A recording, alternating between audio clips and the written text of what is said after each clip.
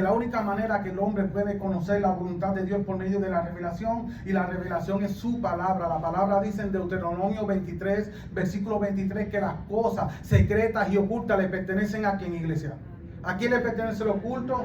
Pero dice, pero lo revelado, lo que Él nos ha revelado a nosotros, lo que nos reveló a través de su ley, pertenece a nosotros y a los hijos de los hijos, hasta la tercera, cuarta generación y hasta la eternidad, para que nosotros las pongamos por obra, porque no solamente Dios nos da la revelación y la iluminación en la revelación, sino que Él pone el querer como el hacer para que podamos poner por práctica todas las obras que Él preparó de antemano para que nosotros anduviésemos en ella. Efesios capítulo 2 versículo 10. Pero para eso tenemos que tener el conocimiento de Jesucristo. Cristo es el que nos introduce al Padre por medio del evangelio eterno. Este evangelio que se está predicando hoy es un evangelio que Dios lo preparó en la eternidad. Dios te conoce a ti y a mí desde la eternidad, pero Dios quiere que tú tengas comunión con Él. Pero para tener comunión con Él hay que tener conocimiento de Él, y para orar con Él hay que acercarse y buscarle en espíritu y en verdad, porque estos son los adoradores que Dios primeramente los buscan. Muchas veces pensamos que adoración es primero que sometimiento a Dios. Primero tenemos que someternos a Dios, y entonces cuando nosotros nos sometemos a Dios, inevitablemente va a venir la adoración y alabanza. Dios no escucha la alabanza de todos, hermanos. Hay personas en las congregaciones que Dios nunca ha escuchado su alabanza porque nunca han tenido un corazón presto para escuchar la voz de Dios. Porque para que venga la alabanza, primero tenemos que ver cosas grandes de Dios manifiestas en nuestra vida, para que esas cosas manifiestas en nuestra vida produzca entonces en nosotros alabanza. Causa, efecto, causa, la forma en que Dios obra, efecto, adoración y alabanza. Y muchas veces nosotros expresamos una alabanza que no es agradable al Señor porque no tenemos comunión con Dios. Vemos muchas veces que es bien fácil predicar el evangelio, es bien fácil coger un micrófono y cantar, es muy fácil coger y exponer un mensaje dialéctico delante de una congregación o delante de un grupo de personas X o Y, y estas personas prestar atención, porque es muy fácil mover los sentimientos. La psicología inversa busca hacer con una palabra que no es. En otra palabra, la psicología inversa es la palabra que yo te digo que no, provocando que tú me digas un sí. Entonces no es la forma de Dios bregar conmigo. Yo puedo emocionarte hasta el punto de que tú llores, pero esa es mi capacidad, no es mi intimidad con Dios. Una cosa es que yo te haga llorar porque sé psicológicamente bregar con tu emoción hasta llevarte al punto de quebrar tu corazón. Otra cosa es que Dios revele lo oculto de tu corazón para entonces quebrar tu alma y tu mente, para que tú puedas reconocer lo que Dios quiere hacer con tu vida y la puedas manifestar delante de Él. Por eso cuando la palabra comienza, antes de que comience la oración modelo, en Lucas capítulo 11, versículo 1 al 4, hay un detalle que le añade, que es que dice en el versículo 1, que vino uno de los discípulos de Cristo y le dijo, enséñanos a orar. Y entonces Cristo le enseñó esta oración. Este detalle se omite en Mateo, pero Mateo añade entre su contexto anterior y su contexto más próximo cosas que son muy importantes antes. Capítulo 5 comienza el sermón del monte. El sermón del monte termina en el capítulo 9. El sermón del monte comienza en el capítulo 5 y termina en el capítulo, ¿dónde, iglesia? Capítulo 9, y eso tenemos que entenderlo. Tenemos que entender que el sermón del monte se hizo antes de la cruz o después de la cruz. Antes de la cruz, Cristo no había muerto. Muchas veces nos confundimos porque vemos que la Biblia dice Nuevo Testamento y pensamos que todos estos capítulos por ahí para abajo son Nuevo Testamento. Todavía aquí, en la oración que Cristo presenta, el Viejo Testamento, el Nuevo Testamento comienza en los últimos capítulos de cada libro desde Mateo, y comienza con Hechos y todas las cartas paulinas hasta Apocalipsis. Eso es el Nuevo Testamento, porque el Nuevo Testamento comienza con la muerte y resurrección de Jesucristo. Cuando Cristo muere, resucita y se glorifica y se sienta a la diestra del Padre, envía el Espíritu Santo, ahí comienza a formar su iglesia, y ahí comienza el Nuevo Testamento con mejores pactos, con mejores promesas. Pero el Señor quiere que nosotros tengamos comunión con Él por medio de la oración. Muchas veces decimos que amamos a Dios y lo menos que hacemos es hablar con Dios. Muchas veces nos gusta hablar con Dios delante de un púlpito, porque delante del púlpito podemos expresar la capacidad que tenemos para orar, para llevar una dialéctica delante de los que nos oyen y emocionarlos, aunque estemos llevando en nuestra oración una terminología equivocada. La mala terminología produce produce una mala teología. La terminología define la teología, y la teología es la que forma nuestra mente en la palabra del Señor para que podamos crecer como un solo pueblo. Pero si nosotros tenemos una mala terminología, vamos a producir una mala teología, y si producimos una mala teología, vamos a tener una iglesia errada. Por eso la palabra dice: no erréis, porque ignorás las escrituras, número 1, y número 2, el poder de Dios. Mateo capítulo 22, versículo 29. Y sigue hablando acerca de la resurrección, cuando le ponen el ejemplo de los 7 hermanos que se casaron con una sola mujer. Entonces nosotros tenemos que ver cómo nosotros nos vamos a presentar delante del Señor. Y él comienza el capítulo 5 de Mateo diciendo la bienaventuranza, porque Dios quiere comenzar con nosotros para tener comunión con Él. Él primero nos habla a nosotros, porque para orar con Dios primero tenemos que saber escuchar. Cuando una persona habla, la otra tiene que escuchar. Porque si los dos hablan al mismo tiempo, No se entiende. no se aprende. Entonces Dios comienza hablando y comienza dando un número de bienaventuranza. Después te dice que tienes que perdonar y amar. Después te dice que tienes que amar a tu enemigo. Después te dice que te tienes que reconciliar con tu hermano mientras estás en el camino. Te dice que si tú tienes un problema con tu hermano, no presentes ofrendas delante de él, porque él no la va a recibir. Que primero te vayas a reconciliar con tu hermano. Entonces te enseña diciendo en el versículo 44 del capítulo 5 que ames a tu enemigo para que seáis hijos de ¿quién? Tú no puedes ni yo podemos presentarnos delante del Señor a comenzar una oración diciendo Padre nuestro, cuando primeramente nosotros no nos hemos reconciliado los unos con los otros. ¿Cómo yo y tú vamos a decir Padre nuestro cuando la palabra dice que para tú decir Padre nuestro tú tienes que tener amor? Y no solamente para con los hermanos, sino para los enemigos. Entonces la palabra dice que para que tú seas hijo del Padre que está en los cielos, tú tienes que amar a tu enemigo. Y no solamente que tienes que amarlo de boca, es que tienes que amarlo con hechos. Y para amar con hechos hay que soportar. Hermano, cuando vaya cogiendo el tiempo me van avisando. Hay que saber amar. Y comienza diciendo amar a tus enemigos. Entonces el Señor viene trayendo una línea de pensamiento. Dios te consuela. Cuidado con la mentira. Te está diciendo porque bienaventurado cuando vituperen hablando toda clase de mal de ti, mintiendo. Dice mintiendo. Porque hay personas que hablan mal pero están diciendo verdades. Porque si lo que están hablando mal de ti es verdad, tú no eres bienaventurado ni bienaventurada. Porque la persona está hablando verdad y tú estás provocando que la persona abra su boca para blasfemar en contra de ti. Pero cuando tú estás haciendo lo correcto delante del Señor, si la persona abre su boca para calumniarte, para blasfemar en contra de ti, entonces tú vas a ser bienaventurada, iglesia. Y no te debe de importar. La palabra sigue diciendo que tú eres la sal de la tierra y que eres la luz del mundo. El Señor quiere que entienda que Él te ha hecho hijo, pero es con un propósito en Él.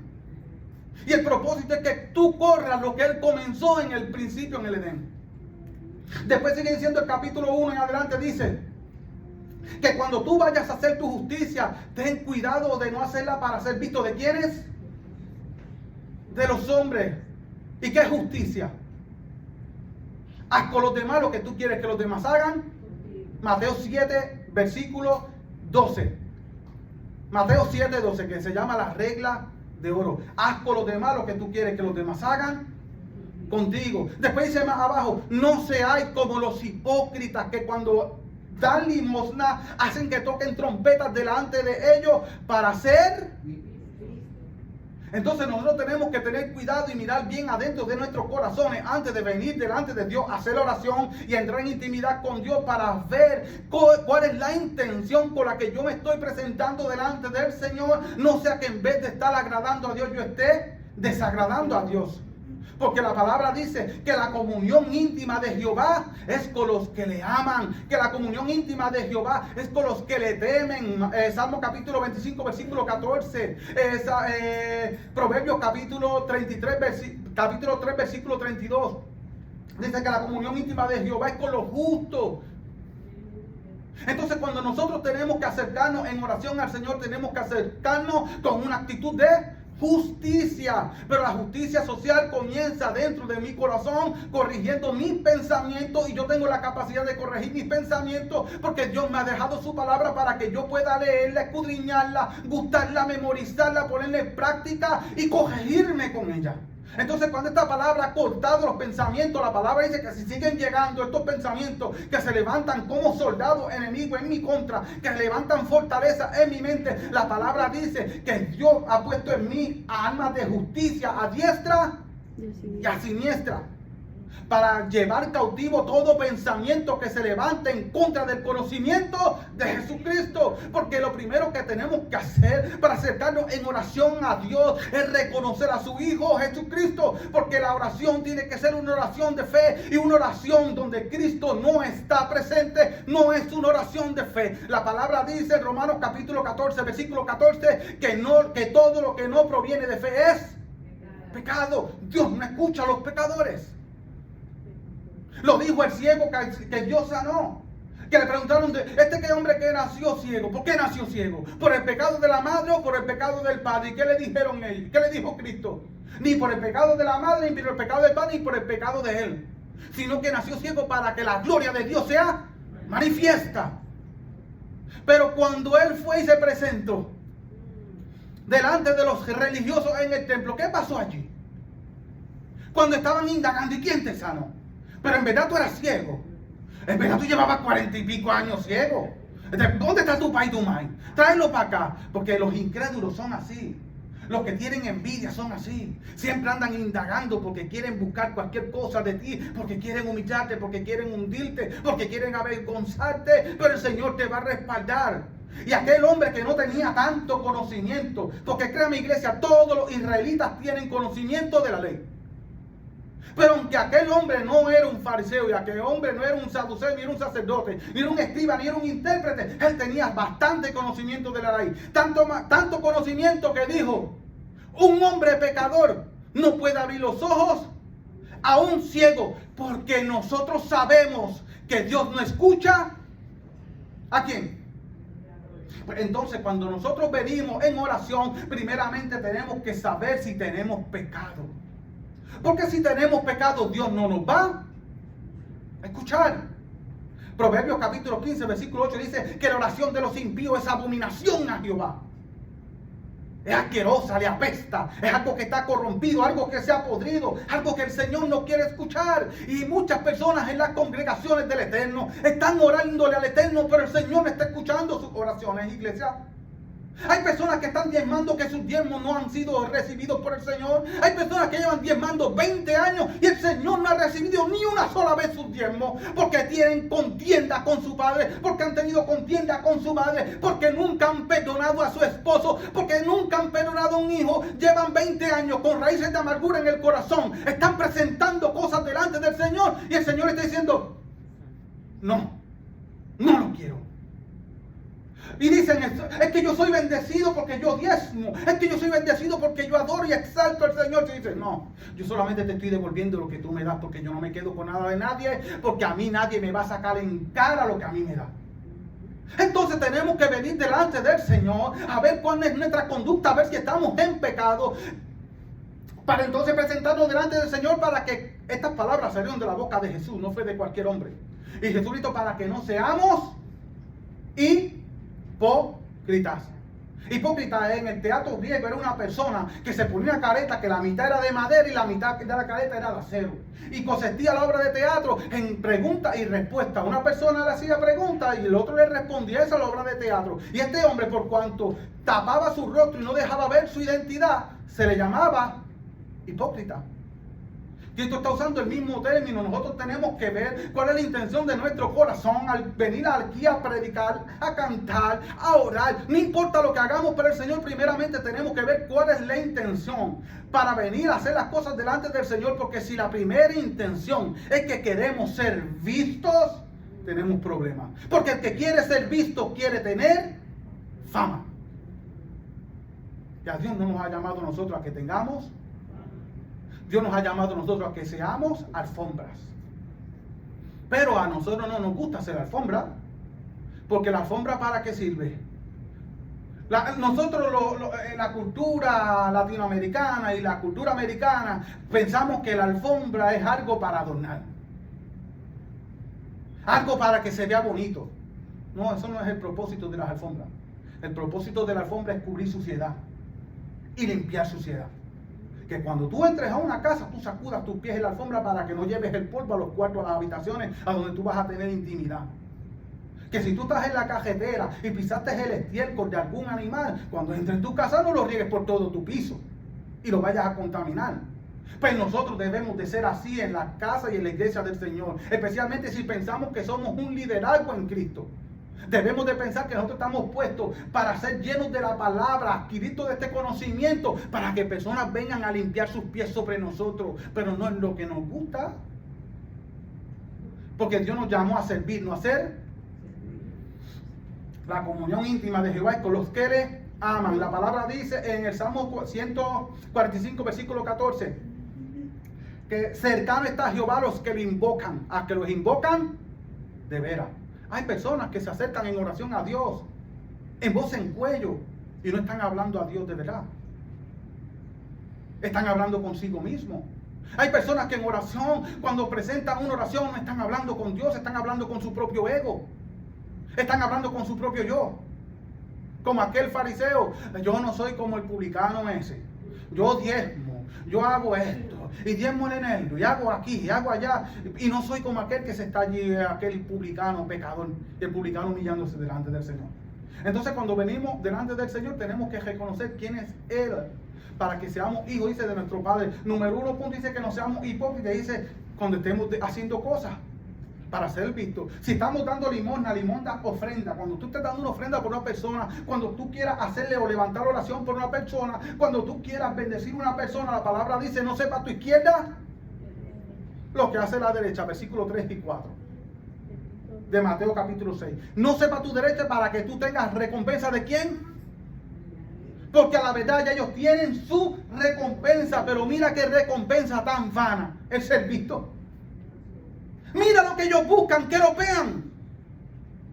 ¿Qué yo saco con que me miren a mí en un púlpito? ¿Qué me añade a mí eso? Iglesia, ¿qué me añade que usted me esté mirando ahora mismo aquí? ¿Me están llenando los bolsillos de billetes? ¿Me están llenando la nevera de comida? Entonces, ¿por qué nosotros tenemos la costumbre de que queremos siempre ser vistos? Lo que pasa es que queremos ser exaltados porque tenemos unas ganas de que nos estén elevando el ego, o muchas veces tenemos una autoestima tan baja que necesitamos que alguien siempre nos esté como, mira, a la mujer que va camino al altar, con 2 o 3 levantándole el velo para que no la arrastren. Y esa no es la actitud de un verdadero creyente que es hijo de Dios, porque uno que es hijo de Dios, cuando se acerca a Dios, sabe que Él está ¿dónde? En la tierra, o Él está en el cielo. Por eso dicen, Jesús, enséñanos a orar. Necesitamos que nos enseñe a orar. Y esto es una cosa terrible. Muchas veces las congregaciones no se nos enseña a orar. Y debemos de aprender a orar. Por eso tenemos que corregir nuestra terminología. Primeramente, tenemos que aceptarnos una actitud de conocimiento de Jesucristo y de fe, humildad, humillación, regocijo, gozo. Pero esto es porque sabemos que Él es nuestro Padre. Pero aquí vamos a comenzar porque el tiempo avanza. Porque de esto hay mucho que hablar y si me quedaré la introducción. Comienza diciendo, Padre nuestro que estás.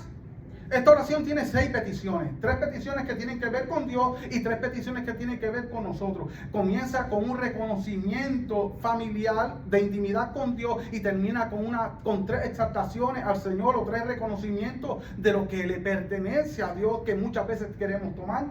Nosotros, comienza el versículo 5 al versículo 8 diciendo, cuando ustedes oréis, no oréis como hacen estos fariseos, que oran en la sinagoga y les gustan los primeros lugares y se paran en las esquinas para ser vistos de los hombres, para ser alabados.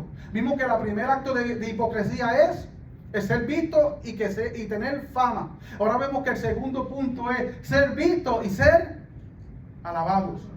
Entonces, con esta actitud no podemos presentarnos delante de ¿quién? De nuestro Padre, porque cuando nosotros vamos a oración tenemos que ver si nuestro corazón es un corazón puro o es un corazón egoísta. Tenemos que ver eso, hermano, para no ser llamados hipócritas. Pablo también utilizó ese término en 1 Corintios capítulo 5. Cuando aquel hombre tomó a la mujer de su propio padre y tuvo sexo con ella. Entonces, volviendo atrás, comienza diciendo, Padre nuestro que estás en los cielos. Primero dice que es Padre nuestro, no Padre mío. Muchas veces nosotros nos acercamos a Dios en oración y pensamos que tenemos exclusividad de Dios. El pueblo de Israel cometió este mismo error. Él pensaba que Dios era exclusivo de él y nada más. Que Dios era Dios y Jacob, Dios y Israel y las naciones nada. Inmunda. Pero Dios no escogió a Israel para que hiciera de Dios un ser exclusivo nada más. Pues Dios escogió a Israel para que Israel pusiera los mandamientos de Dios y lo diera a conocer a todas. Porque dijo, en ti serán benditas todas las naciones de la tierra. En Génesis capítulo 12, cuando Dios hace el pacto con él y habla de las promesas que venían sobre Abraham. Entonces vemos que lo que comenzó en el Edén, Dios quiere que la iglesia lo corra ahora en estos tiempos finales. A través de Jesucristo en el Edén vino el primer Adán, pero en Cristo se manifestó el postrer Adán. Y nosotros no andamos según el primer Adán, sino que andamos según el postrer Adán. Se supone que nosotros hemos quitado el primer Adán de sobre nosotros. Efesios capítulo 4, versículo 20 en adelante, comienza a hablar del 19 en adelante, comienza a hablar de que nosotros tenemos que despojarnos del viejo. Muchas veces venimos delante del Señor a sus altares o a su plataforma donde venimos a buscar su rostro, porque altares somos nosotros que somos los templos del Señor. Cada uno de nosotros somos templos de Dios y Dios puso su altar dentro de nosotros. Ya Dios no tiene que pasar un carbón encendido por nuestra boca. Él puso todo el fogón en nuestros corazones. Tenemos todo el holocausto dentro de nosotros, manifestándose para su gloria. Y no necesitamos una doble porción de su espíritu ni de su unción, porque la palabra dice que a nosotros se nos dio la unción del Espíritu Santo. Primera de Juan capítulo 2 versículo 20. Dios nos dio toda la unción, que esta unción se va manifestando por medida de otra cosa, porque la manifestación del Espíritu en nuestra vida se va a ir manifestando en la medida que nosotros vayamos conociendo, comprendiendo y entendiendo los designios de Dios para contigo y los propósitos que Dios ha manifestado en tu vida, para que tú entiendas qué tú haces en la tierra, para qué tú estás en la tierra, cuál es tu límite en la tierra y hasta dónde Dios te va a llevar en la tierra. Padre nuestro, volvemos, Padre nuestro, tenemos que entender que cuando nosotros nos acercamos a Dios, primeramente tenemos que acercarnos con una actitud de hijos. Pero para acercarnos con una actitud de hijos, entendimos que primeramente tenemos que tener un corazón sin pecado. Tenemos que tener un corazón, ¿qué, iglesia? Sin pecado. Y tenemos que tener un corazón amoroso. Amarás a tu prójimo como a ti mismo, pero también dice amarás a tu enemigo. Cuando nosotros entendemos y tenemos la capacidad de liberarnos del pecado, confesándolo delante del Señor y reconociéndolo con humildad y sin orgullo y sin altivez y arrogancia, entonces podemos acercarnos diciendo, yo soy tu hijo, tú eres mi Padre, Padre nuestro. Pero dice Padre nuestro, cuando nos acercamos, no nos acercamos con un corazón que es solo individualista, separatista, que trae división al cuerpo. Nos acercamos a un corazón que, Padre, somos un cuerpo, y aunque somos un cuerpo y tú eres la cabeza, somos muchos miembros, porque cuando nos acercamos, yo como miembro soy parte del cuerpo, y yo como dedo no puedo pedir solamente por mi dedo, porque aunque yo sea dedo, si no tengo mano, ¿cómo me voy a mover como dedo? Porque la Biblia dice, separado de mí. San Juan capítulo 15 versículo 5. También el hermano ahorita dijo que delante del Señor Él aborrece a los impíos y no tienen paz. Isaías 57 21 dice, no hay paz, dijo Jehová, no hay paz para los impíos. Entonces, cuando nosotros venimos en oración, tenemos que estar seguros que tenemos paz con Dios. Por eso tenemos que amar a nuestro prójimo y por eso tenemos que confesar nuestro pecado. Y ahora reconocemos que es nuestro Padre. Y cuando nos presentamos delante de nuestro Padre, no tenemos que preocuparnos cómo le vamos a hablar. En el sentido que muchas veces nos acercamos al Señor y decimos, yo no sé orar, yo no sé cómo hablarle al Señor. Ay, yo oro y en 5 minutos no importa, tú abra tu boca. El Señor conoce la intención del corazón. Tú eres hijo, y las madres que han tenido hijos reconocen la intención de los balbuceos de su bebé recién nacido. Una madre sabe cuando un bebé llora porque tiene sed. Una madre sabe cuando un bebé llora porque tiene hambre. Una madre sabe cuando un bebé llora porque ha hecho caquita y tiene que cambiar el pañal. Y el bebé no tiene que decirle, mami, tengo hambre. No tiene que decirle, mami, tengo sed. Ni tiene que decirle, mami, tengo necesidad de que me cambies el pañal. Porque la madre entiende su lenguaje. Aunque de no le salgan las palabras. Aunque en vez de el agua diga agua.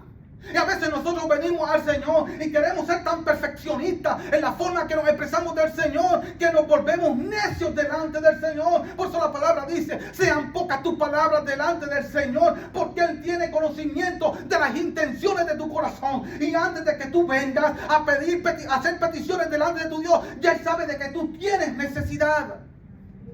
Entonces debemos dejar de preocuparnos cuando nos acercamos al Señor, porque Él sabe que tú tienes necesidad y Él va a suplir tus necesidades. Pero no significa que te vas a quedar en ese conocimiento, porque como el bebé recién nacido se convierte en un niño de 5 años y después pasa un adolescente de 16 y termina siendo un adulto de 21, tú también tienes que crecer en el Señor. Porque no siempre serás niño. Y en el camino, si tú tienes interés, el Señor va a hacer que tu lenguaje vaya aumentando, que tu terminología vaya aumentando, que tu conocimiento vaya aumentando para acercarte delante de tu Padre, porque Él te ama.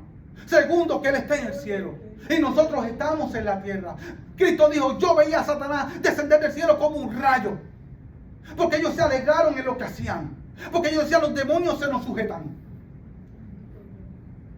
Entonces nosotros tenemos que tener el conocimiento que no importa lo que seamos para Dios, Él sigue siendo Dios. Él es mi Padre, pero Él es mi Dios. Él es mi amigo, pero Él es mi Dios.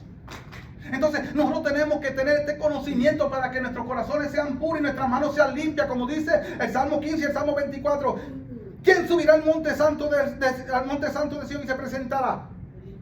¿El limpio de qué? ¿Y puro? De corazón. Debemos de buscar pureza de corazón. Padre nuestro que estás en el cielo. La Biblia dice que el cielo es el trono, es el asiento. Y ahí nosotros le vamos a dar gloria y honra. Santificado sea tu nombre. Comienza la alabanza, ya que tú has preparado un corazón amoroso, puro, limpio, sin pecado delante del Señor, con el conocimiento y causa de Jesucristo y su obra redentora, sabiendo que ya tú no tienes nada malo contra nadie, y que si alguien tiene algo malo contra ti, tú buscaste reconciliarte y la persona no quiere, ya tu mente está limpia. Ahora tú puedes tener un corazón apto y una boca apta para comenzar a exaltar y engrandecer el nombre de Jesucristo, al nombre del Señor, a nuestro Dios eterno. Entonces cuando nosotros comencemos a decir gloria a Dios, aleluya, exaltar su grandeza, llevar la adoración, postrarnos ante Él, Él va a decir, esta oración es agradable a mí, esta adoración es agradable a mí, esta alabanza sí que es agradable a mí. Hermano, ¿quién puede buscarme lo que dice el Salmo 33, versículo 1? Yo lo sé de memoria, pero quiero que alguien lo busque. Salmo 33, verso 1.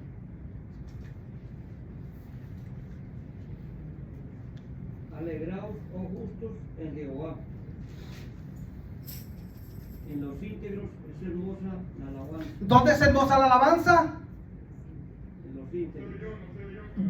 ¿Dónde es hermosa la alabanza? En los íntegros. ¿En dónde? En los íntegros. ¿Y qué es lo que es contrario de íntegro? Dijimos cuando empezamos con 2 textos. Que no seamos. ¿Quién lo dijo? Fuerte, fuerte, sin miedo. Aquí nadie le está pagando por hablar. ¿Qué dice la palabra? Hipócritas. Entonces tenemos miedo de enseñar y exponer la escritura y exponer lo que tienen error en el camino del Señor, porque nos enfocamos más en lo que piensa el oyente que en lo que piensa Dios de mí. ¿Qué dijo Pedro, Jacobo y Juan cuando los metieron y los azotaron y le dijeron, no predican en el nombre de Jesucristo? Es lícito obedecer a los hombres antes que a Dios. Entonces, lo contrario de hipócrita es íntegro. Y la Biblia dice que los íntegros es hermosa la alabanza. Ahora tenemos que entender, cuando decimos Padre nuestro que está en los cielos, santificado sea tu nombre, somos íntegros delante del Señor. Todavía queda la levadura de hipocresía en nuestros corazones, como dice 1 Corintios capítulo 5 versículo 6 en adelante hasta el 8. O estamos participando del nuevo pan de vida que es Cristo mismo a través de su palabra y participando de esta voluntad de Dios que es agradable, perfecta, que es lo que alimenta nuestro cuerpo, como dice San Juan capítulo 4 versículo 34. Que yo estoy comiendo una comida que ustedes no saben y es hacer la voluntad de mi Padre. Cuando nosotros hacemos la voluntad de nuestro Padre, estamos alimentando nuestro cuerpo. Nadie va a subir de peso si no come. Y tú eres lo que tú comes. Bendito Dios, aleluya. Lo que tú comes se vuelve parte de tu carne. Si tú comes carne de cerdo, eso es lo que se va a volver en tu cuerpo. Si tú comes vegetales, eso es lo que se va a añadir a tu cuerpo. Los minerales que tienes son lo que va a hacer ver tu cuerpo y son lo que va a convertir en grasas, calorías. Lo que va a convertir en carne para que tú seas fortalecido. ¿Qué estamos comiendo nosotros que no nos está fortaleciendo? La palabra que estamos degustando es comida chatarra. ¿O es una buena comida que viene del cielo? Como Cristo dijo, yo soy el pan vivo que descendió del cielo. San Juan capítulo 6, versículo 50 en adelante. Entonces tenemos que ver cuál es nuestra actitud delante del Señor en oración para que Él reciba nuestra alabanza. Para que Dios cuando nos escuche diciendo un gloria a Dios, cuando nos escuche diciendo un aleluya, Él pueda decir a sus ángeles, dejen de adorar de ustedes. Porque es que a veces nosotros pensamos que Dios no tiene que ir a adorar. Y pensamos que si yo no adoro, nadie está adorando. Y volvemos a lo que dice, Padre nuestro. No, es Padre mío. Si yo no te adoro, nadie te está adorando. Porque yo soy el que adoro. Si yo no oro, nadie está orando porque yo soy el que oro. Y entonces tenemos una economía de Dios que el 95% de Dios es mío y el otro 5% es del resto de la congregación. Y tenemos y hacemos de Dios un monopolio. A eso Dios no nos ha llamado. Padre nuestro que está santificado sea tu nombre. Por eso tenemos que adorar al Señor, pero tenemos que adorar al Señor con la actitud correcta. Yo no puedo adorar al Señor si yo tengo una pelea con mi esposa y yo no me reconcilio con mi esposa. Yo no puedo venir a adorar al Señor si yo estoy enojado con mi hijo porque me sacó malas notas y yo le dije 4 palabrotas y lo insulté y vengo aquí, gloria a Dios, aleluya, que santo eres, Señor. ¿Tú crees que a Dios le agrada eso? Tú puedes engañar a los hombres, pero tú no puedes engañar a Dios. No erréis. Todo lo que el hombre sembrare, eso también cosechará. Gálatas capítulo 6, versículo 7. Padre nuestro que estás en el cielo, santificado sea tu nombre. Comienza reconociendo la actitud de Dios, que somos hijos, que nos vamos a presentar como hijos.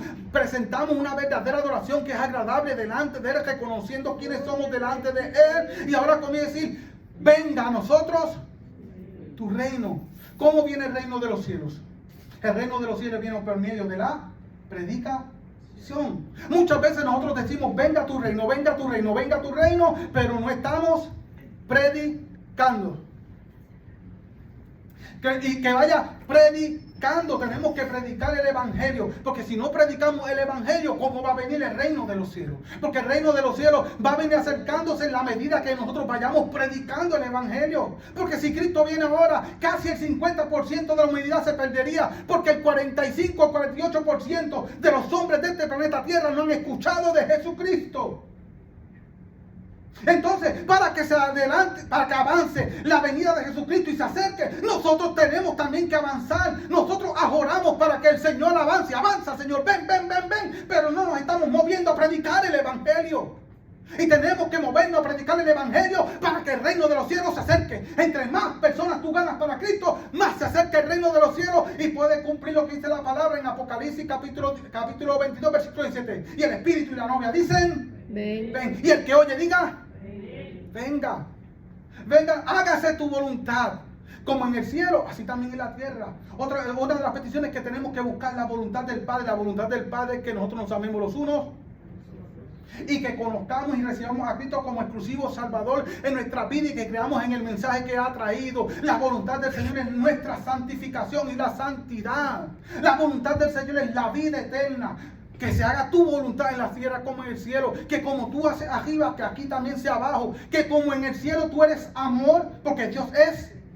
Pues que nosotros en la tierra seamos amor, porque ese fue el plan principal del Señor en la creación. Que como es en el cielo, se haga en la tierra. Dios le dijo a Adán, corre el Edén. Y como tú ves en el Edén, córrelo por todos los términos de la tierra. Pero él fracasó, pero por eso vino el postrer Adán, para restablecer estas cosas, para que nosotros ahora digamos ahora, hágase tu voluntad, como se hace en el cielo, así también El pan nuestro de cada día, danos hoy. Dios es el que suple nuestras necesidades, es nuestro proveedor.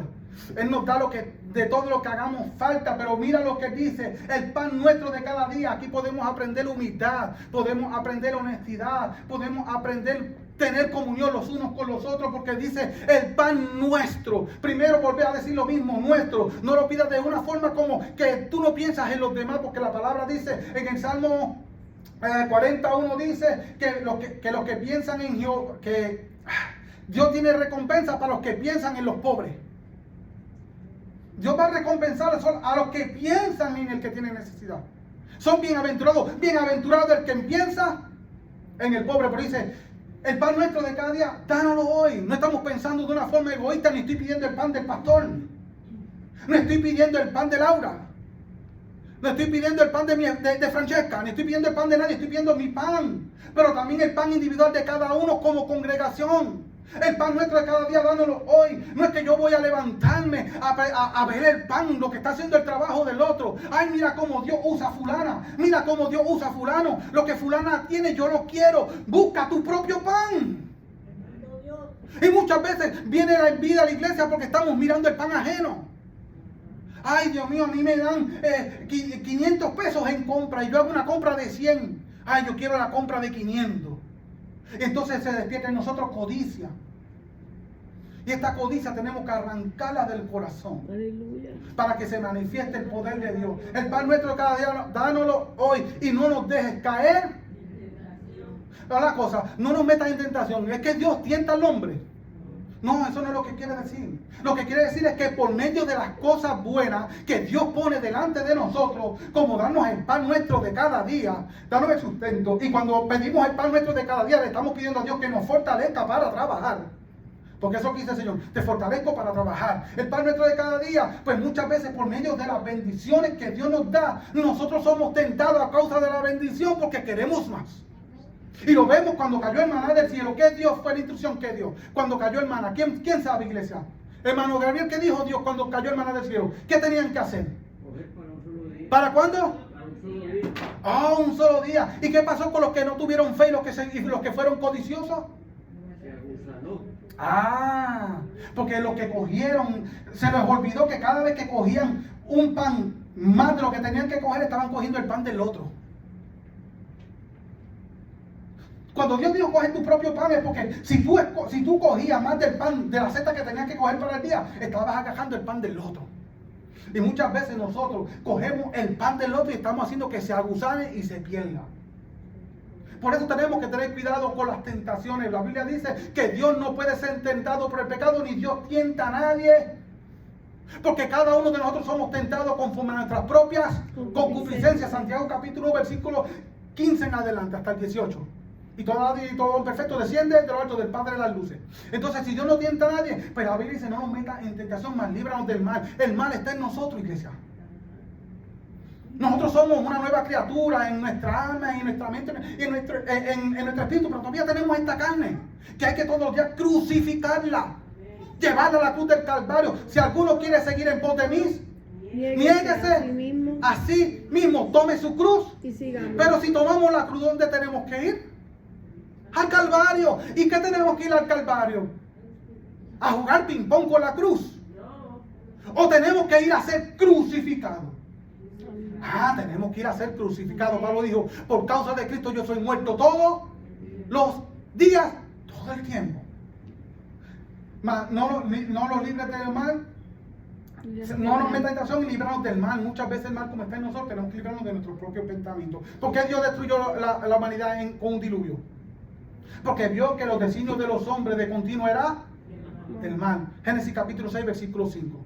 Pues vamos a pedir en oración al Señor que nos aparte de esta codicia, que las bendiciones que Dios nos da a nuestra vida, que nuestro trabajo, que nuestra comida, que nuestra casa, que nuestro carro, que nuestra congregación, que lo que veamos, la admiración que viene de los demás, cuando la sintamos en nosotros, que estas cosas no produzcan en nosotros codicia de tal manera que seamos arrastrados a hacer lo malo. Y por último, ¿sabes qué dice, iglesia?